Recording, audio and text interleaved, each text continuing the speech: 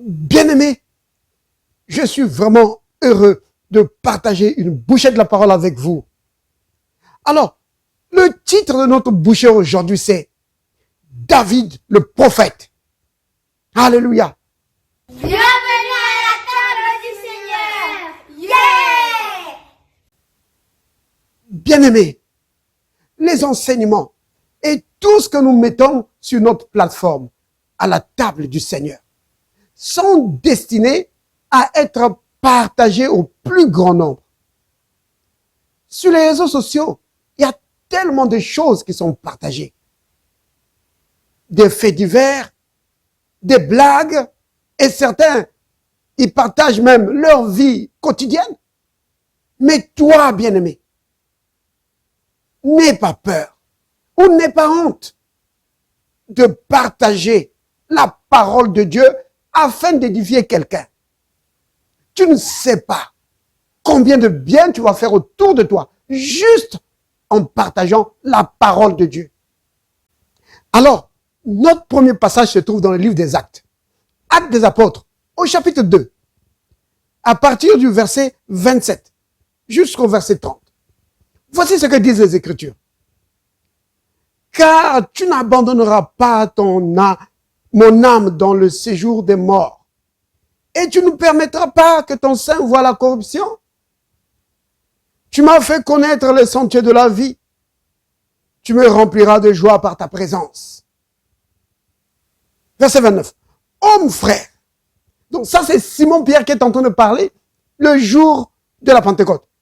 Il dit, homme frère, qu'il me soit permis de vous dire librement au sujet du patriarche David, qu'il est mort et qu'il a été enseveli et que son sépulcre existe encore aujourd'hui parmi nous. Comme il était prophète. Alléluia. Vous entendez? Comme il était prophète. Et qu'il savait que Dieu lui avait promis avec serment de faire asseoir un de ses descendants sur son trône.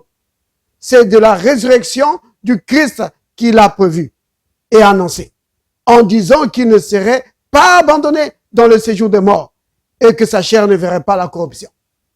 Donc, ici, l'apôtre Pierre est en train de parler de la résurrection de Christ en prenant les prophéties de David. Et ce qui est important ici pour nous, c'est que il déclare ici, au verset 30, il dit, comme il était prophète. Jusque-là, David est connu comme étant le roi David, le grand roi d'Israël, le grand guerrier et le grand chantre du Seigneur. Mais très peu savent que cet homme, David, ce bien-aimé de Dieu, il était aussi un prophète de Dieu. Il était le roi prophète. Donc, chante prophète. Et les psaumes, c'est les chants de David. Et ces psaumes sont des psaumes prophétiques. Des psaumes messianiques.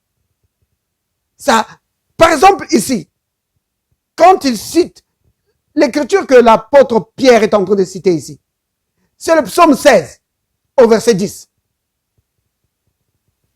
Et le psaume qui est vraiment très frappant, en ce qui concerne les psaumes messianiques, c'est le psaume 22. Là où il dit, mon Dieu, pourquoi m'as-tu abandonné? Vous voyez? Donc, c'était vraiment un prophète de Dieu. Donc, au travers de ces chants, il était en train de prophétiser.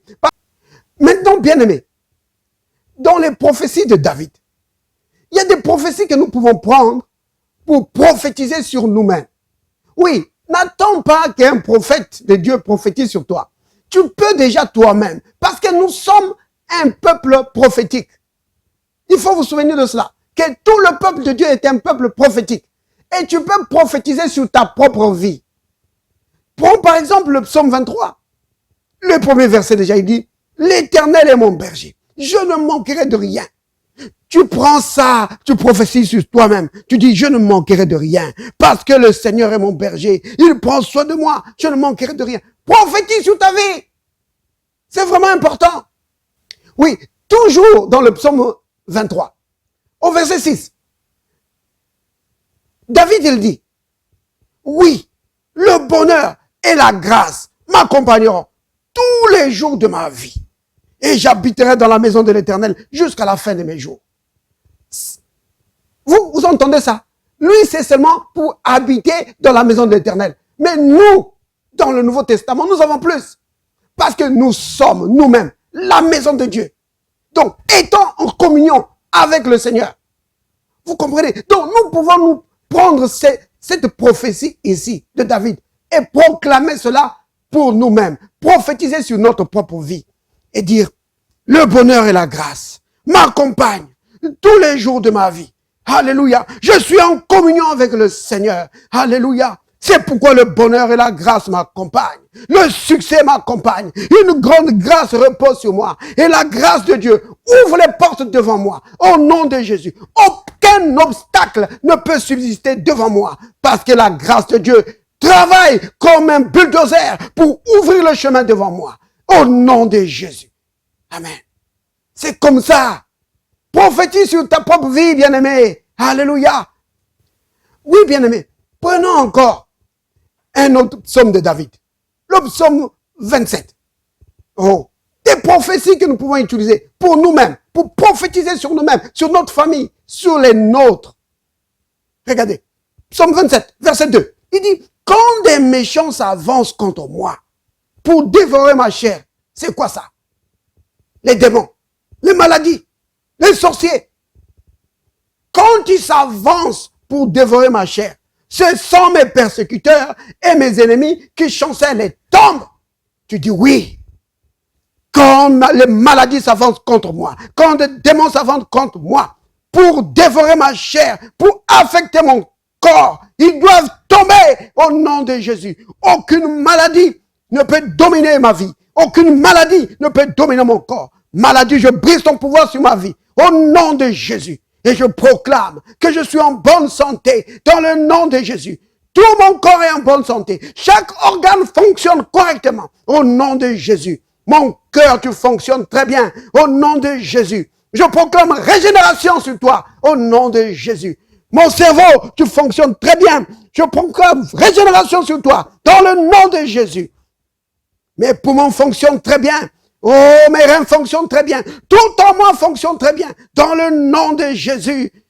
Alléluia. Béni sois-tu. C'est comme ça, bien-aimé.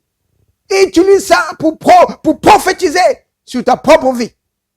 Alléluia. Béni soit le nom du Seigneur. Père, merci pour ta parole que tu nous as donnée. Oui, l'épée de Dieu. Alléluia. L'épée de l'esprit pour frapper l'ennemi et triompher dans les circonstances de la vie. Béni sois-tu, Père. Béni sois-tu. Au nom de Jésus. Père, je prie pour chaque bien-aimé qui écoute, Seigneur Dieu, cet enseignement. Dieu Tout-Puissant, peu importe le problème qu'il a, oh, que tu puisses le rencontrer, Père.